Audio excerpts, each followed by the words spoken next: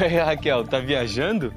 Luiz, eu tô um pouquinho. Eu tô pensando que se eu pudesse, eu viajaria pra todos os lugares do mundo. Mas nesse exato momento, adivinha só pra onde eu tô indo?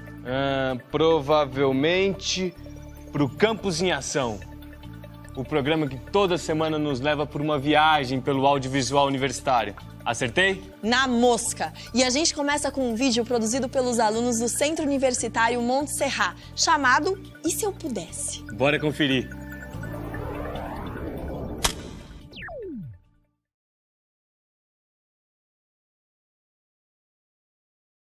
Antes da gente começar, gostaria que você pensasse no que você tem feito até agora, naquilo que você tem vivido e naquilo que gostaria de viver. Parece loucura, né? Mas já é um bom começo.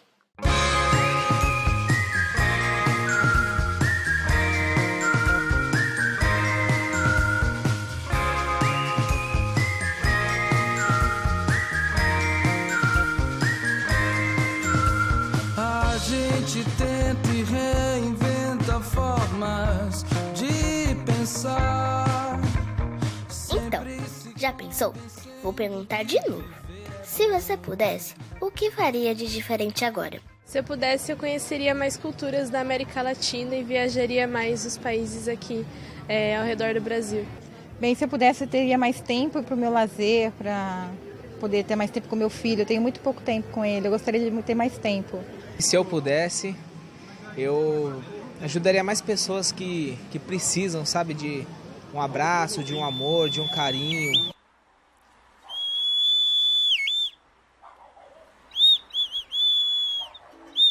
Meu nome é Davi, eu tenho 22 anos e eu moro em qualquer lugar. Cheguei a tentar fazer faculdade, fiz um semestre só e não consegui. E aí eu costumava começar a fazer alguma coisa e eu sempre mudava o que eu estava fazendo, mudava para uma coisa totalmente diferente. Eu percebi que eu não conseguia ficar muito tempo fazendo uma coisa só.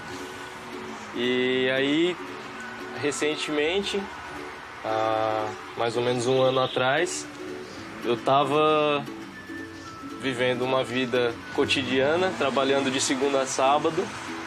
E aí, de repente, com a reviravolta que minha vida deu, eu decidi que eu ia sair e viajar. E aí eu comecei a viajar através de um projeto de trabalho voluntário. E no ano passado eu viajei para Bahia, para Itacaré. E esse ano eu fiquei 5 meses lá e esse ano eu voltei e eu cheguei a morar em São Paulo, na capital, e trabalhei por um tempo lá, mas eu costumo dizer que um animal que ele é criado em cativeiro, ele nasceu em cativeiro, ele não vai se incomodar de estar vivendo em cativeiro. Agora, um animal que ele conhece a natureza, quando ele está em cativeiro, ele se incomoda. Então, depois de eu ter ficado 5 meses em Itacaré, na Bahia, vivendo uma rotina totalmente diferente do que eu estava acostumado a viver, quando eu voltei para São Paulo, naquela rotina de trabalho, aquela loucura que é São Paulo, eu fiquei inquieto, não consegui parar. Aí foi quando eu resolvi me assumir como nômade, porque eu entendi que cada pessoa é de uma forma diferente. Então, se a minha maneira de viver é assim, vivendo cada hora em um lugar, e se der vontade de eu ficar, eu fico, na hora que dá vontade de ir embora, eu vou embora. E aí foi quando eu resolvi partir de vez agora.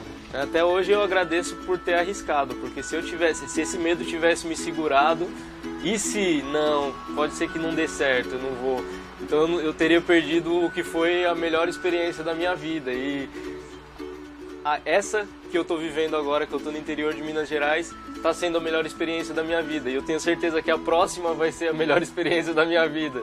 E eu pretendo que continue assim, cada experiência seja melhor que a outra, porque o dia que perder a graça, aí eu paro. Bom, de começo, acho que se eu pudesse, a primeira coisa que eu faria era uma viagem mesmo para descontrair, relaxar mesmo. Se eu pudesse, eu faria uma viagem, conheceria Fortaleza e outros estados do Brasil, né? Tem coisas tão bonitas para a gente conhecer e a gente ainda não conhece o nosso próprio país. Se eu pudesse, eu sairia pelo mundo afora fotografando em todos os lugares que eu tenho vontade de conhecer e fotografar, conhecer pessoas novas, trocar culturas, conhecer culturas diferentes.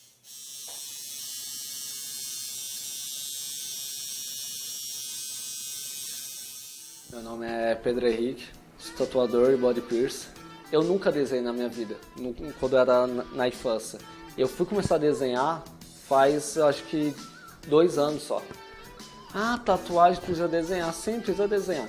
Mas não é uma coisa que você tem que vir lá do berço desenhando, se aprimorando.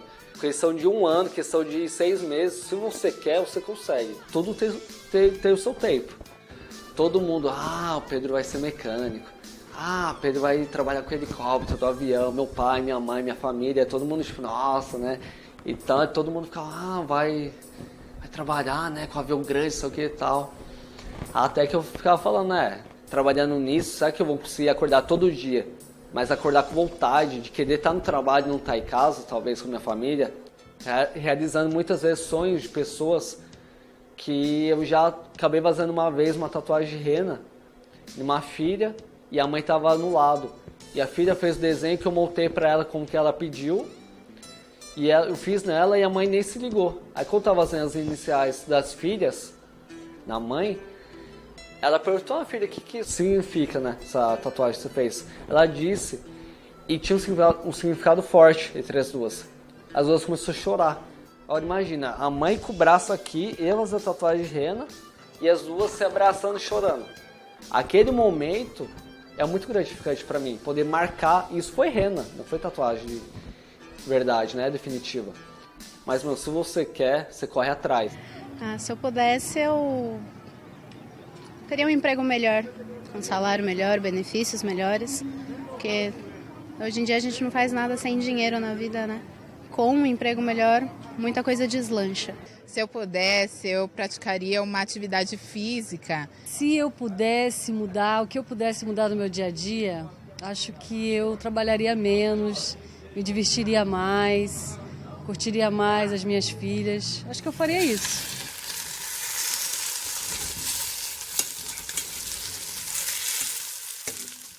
Meu nome é Fábio Bekele, estou hoje com 44 anos de idade. Eu tenho de formação em engenheiro civil, né? 24 anos trabalhando em uma fábrica de blocos de concreto. E daí eu fui fazer gastronomia por hobby. E hoje estou aqui, trabalhando na área. Né? Então essa é a minha história. Eu larguei engenharia, anos de fábrica de blocos de concreto. E fui atrás de um sonho, larguei tudo, me formei em gastronomia e estou aqui. Eu sempre também na empresa da família. E daí você é meio condicionado a isso, né? Eu, tô aqui trabalhando, o que eu vou fazer? E isso eu resolvi fazer engenharia civil. Fiz a faculdade, me formei, comecei trabalhando, continuei trabalhando na área. E daí, um certo dia, dentro da fábrica, eu andando lá pelo pátio, falei, tô cansado, vou fazer alguma coisa que me dá prazer, já casado, com filho. Vou fazer gastronomia, que eu sempre gostei de cozinhar, sempre foi uma paixão, um hobby pra mim. Fui fazer, me inscrevi, entrei, fiz o primeiro semestre, né, à noite, então eu trabalhava no dia, à noite na faculdade. Quando chegou no final do primeiro semestre, do segundo semestre já que eu estava fazendo, por volta de outubro, eu pirei, falei, não, eu tenho que parar. Ele estava mexendo comigo, né, porque eu queria, eu estava fazendo uma coisa que dava prazer, que eu gostava, só que eu não podia trabalhar com aquilo, porque eu estava em uma fábrica de bloco de concreto, coisa de família. Eu parei, larguei, faltando um mês para acabar o segundo semestre. Esse foi por novembro, por aí. Daí chegou, larguei tudo, abandonei. Chegou em janeiro, falei, não, tudo que eu larguei que eu queria fazer. Voltei a fazer, terminei a faculdade, fiz curso de sommelier. Daí acabou, me formei, quando me deu 5 minutos, falei, chega, vou fazer o que eu quero. Foi isso, então eu fiz engenharia meio por obrigação. Eu não me considero um engenheiro, sou engenheiro de carteirinha, tenho um diploma, mas engenheiro mesmo, não. De engenheiro eu sou um bom cozinheiro. Sempre quando eu pensava assim, e se eu pudesse fazer tal coisa, se eu pudesse viajar, se eu pudesse largar a minha rotina. Não, o que eu não posso? Eu não posso o que eu não quiser, o que eu me limitar. Então, se eu pudesse viajar, Ah, eu posso. O dinheiro, a grana, vai te dar ali alegria. Porque alegria, você tá no churrasco, você paga uma viagem, beleza. Mas não traz felicidade. Felicidade é um contexto inteiro. Então assim, quer seguir os sonhos? Segue. Ninguém vai pedir você. A única pessoa que é mais capaz de pedir, destruir qualquer sonho, é seu próprio pensamento, sua própria cabeça. Então você tem que ir atrás do que você quer fazer. Não tem que ter medo, né? A questão do medo é natural. A gente naturalmente teme tudo que a gente não conhece. Então você sair do seu cotidiano para uma jornada desconhecida tem essa questão do medo. Mas acho que o principal é encarar como uma coisa boa. Se você tá com medo, dá aquele frio na barriga, pô, não é legal aquele frio na barriga? Quando você vai num parque de diversões, quando você vai naquela montanha-russa, a parte legal é sentir o frio na barriga. Então, pô, por que não viver a vida inteira com esse frio na barriga? Viver a vida inteira com essa sensação de... Será que vai dar certo? É massa, né? Massa de concreto e massa de macarrão. Mas eu mudei totalmente, né? Eu acho que a pessoa ela tem que se preocupar sempre em estar feliz e em fazer as pessoas que ela ama felizes. Então, se você faz alguma coisa no seu dia a dia que você não se sente feliz com isso, ou se o seu trabalho, o que você está fazendo, o que você está estudando, você não está totalmente satisfeito com isso, você imagina que você poderia fazer uma coisa diferente, acho que se você não tiver nada que te impeça, você não tem que se limitar. A vida é tão longa, o mundo é tão grande para você se limitar a uma coisa só, para você fazer uma coisa só. Você tem que tentar, sua felicidade só depende de você. Então, correr atrás. Deixo, e se eu pudesse, na cabeça, só para lembrar desse documentário. De resto, só pense no eu posso. Eu posso sonhar, posso ter, posso tentar, eu posso realizar. E no que eu posso viver. E aí vem a condição de pensar sempre no se fosse, se antes não fosse, se agora fosse, mudaria alguma coisa no final. Mas um dia, quem sabe, é o meu sonho. E eu sei que eu vou conseguir fazer isso. Em frente, a gente ri de si pra não chorar, como uma dança diferente. Será mesmo que a gente pode tudo, Luiz? Porque a gente sabe que existe uma distância considerável entre o querer e o poder. Mas por uma questão de fé, eu acho que quando a pessoa acredita mesmo, ela consegue. E aí tá o X da questão. Porque ela tem que querer muito para resolver e viabilizar esse desejo, para não ficar nesse e se. É o que foi apresentado no documentário, que estabeleceu como linguagem as cabeças cortadas, marcando uma diferença entre os que disseram e se eu pudesse e os que disseram eu posso. Claro que não é nenhum passe de mágica, tudo pode ser mudado, mas depende de empenho, persistência e planejamento. Assim como no audiovisual, Raquel. Falou e disse, Luiz. Agora a gente vai para um rápido intervalo, mas a gente já volta. Você assiste ao Campus em Ação, a vitrine das universidades brasileiras. Campus em Ação de volta. A gente apresenta agora Quando o Silêncio Fala, vídeo realizado pelos alunos da Universidade AMB Morumbi.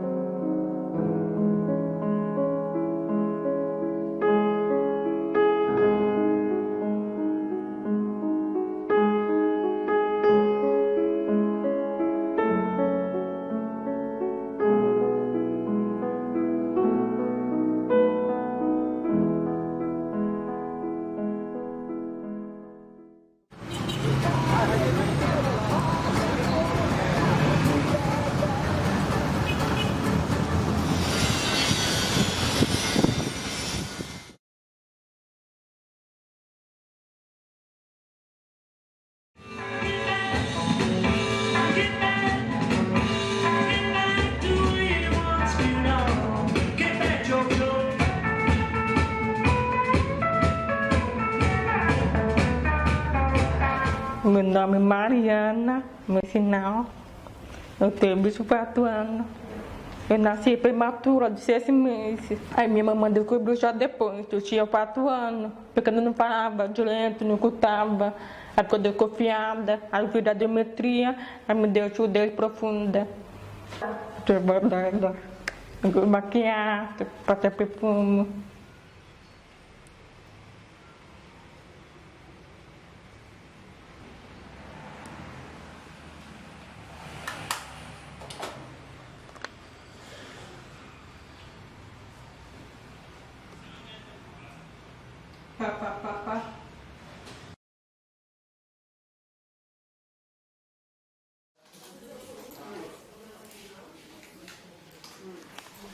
Meu nome é Leonardo Barbosa Castilho. Eu tenho 27 anos. O meu tindauro.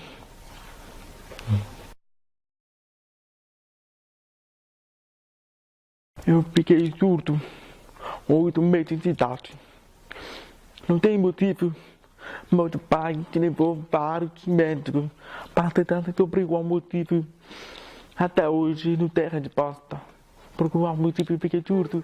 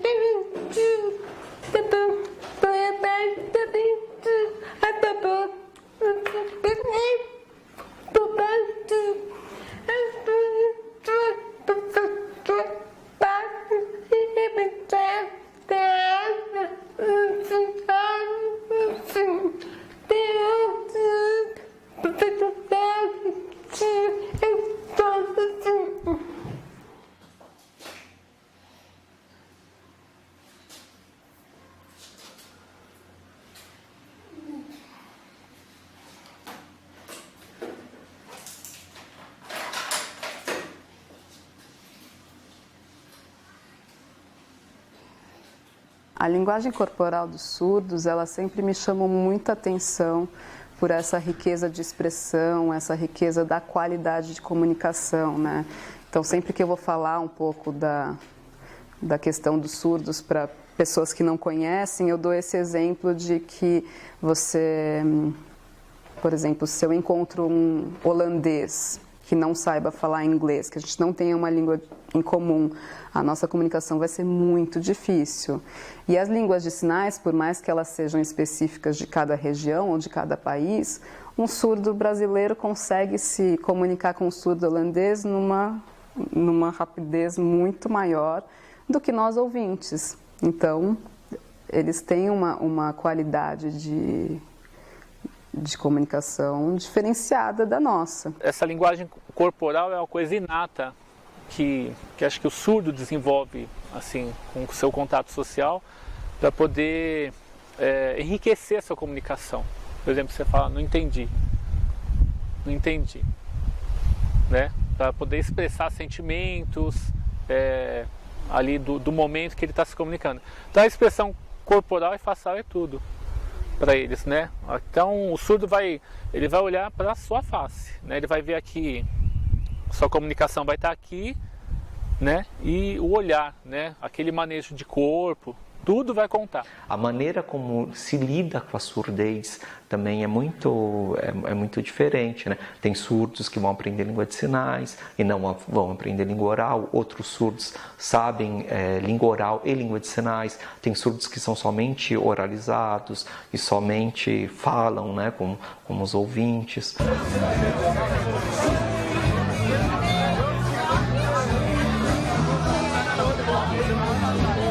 Muitos ouvintes têm medo de conversar com o surdo. Tem poucos de amigos de ouvinte que aceitam conversar comigo. Ela é surda, ela não vai entender. Aí no começo a conversa, ela sabe que eu consigo entender, padrão todo o trabalho, falo, mas muita pessoa não começa a conversar. Eu gosto muito de arte. Eu trabalho no Museu de Arte Moderna, dentro do Parque Ibirapuera. Eu sou um educador. Mediador também, mas o que a arte me faz estimular o quê? Não é só trabalhar como educador, também trabalhando como teatro, performance.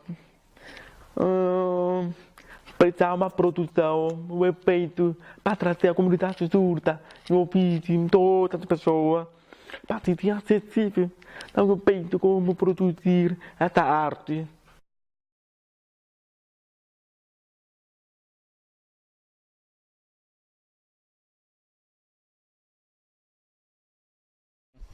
Tem alguns locais em São Paulo que são muito frequentados pelas tribos surdas, né? São vários grupinhos sociais que eles vão a um determinado lugar e se aglomeram. Normalmente praças de alimentação de alguns shoppings, né, que eu tenha conhecimento aqui em São Paulo, por eu já ter ido.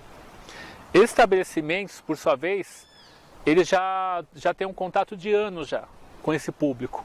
Então, muitos dos funcionários, até por ter rotatividade, não tem curso de Libra, não tem formação, mas eles conseguem estabelecer uma relação de comunicação.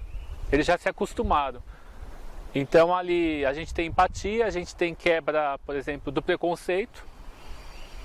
E a gente vê muitos locais, isso eu já notei presencialmente, que tem um carisma assim desenvolvido ali entre eles. Então isso é muito saudável.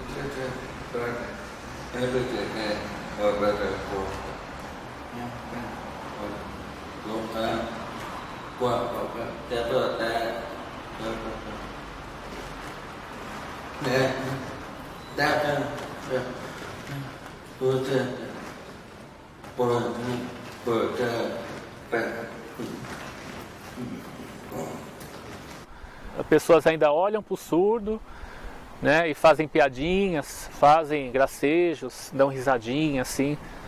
Então aquilo assim, parece que assim, eles já têm uma dificuldade no dia a dia. Então aquilo coloca ali um abismo mais profundo assim, entre esses dois mundos tão separados. Então isso é muito triste. Ainda usam esse termo surdo-mudo, aquele surdo-mudo, aquele mudinho. Então aqui no museu a gente faz muito esse trabalho de conscientização, de que surdo não é mudo, de que você não precisa também querer falar politicamente correto e usar o termo deficiente auditivo quando surdo é um termo usado pela comunidade e é no sentido da identidade e não da deficiência.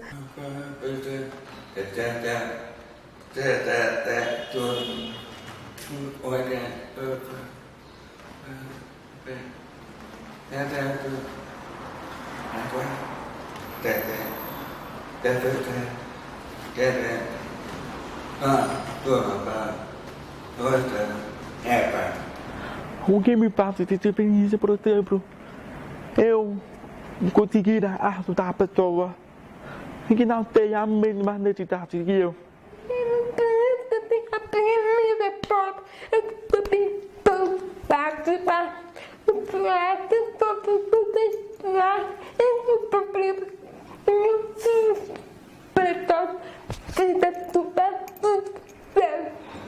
Ser surdo é sentir as vibrações.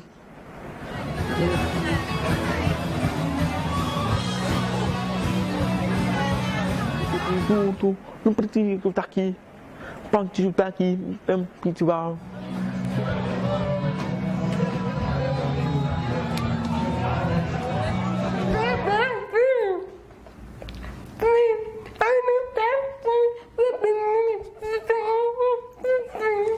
Quando eu era pequena, eu aprendia muita coisa, porque eu gosto de música. Eu quero aprender a cantar. Cantar é muito difícil para o surdo, porque tem que aprender a parar. Como eu aprendi a parar, porque eu fazia de fone desde pequeno. Também tinha que fazer curso de natação para controlar a respiração da fala. Tudo que eu consegui, aprendi a parar, aprendi a nadar, aprendi a tocar piano e aprendi a cantar. Várias coisas que eu pedi para a mamãe. A mamãe para cá, você é surda, difícil, para a mamãe, lembra, você me mostrava a Bíblia, tudo naquilo que me fortalece. Eu consigo, já me esforçar, porque o meu descendo, tem briquice, aí eu consegui aos poucos. Para o surdo, precisa se esforçar, ter vontade, consegue. Eu já tenho força, todo surdo consegue, como eu consigo.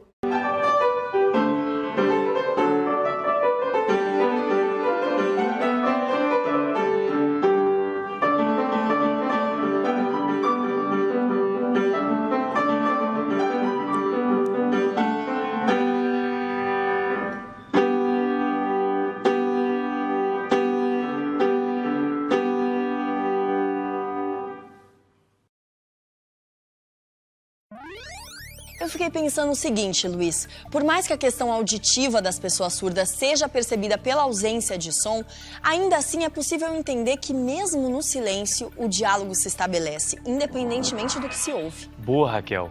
Os movimentos e a expressão corporal são carregados de silêncios, que são quebrados pela linguagem de sinais.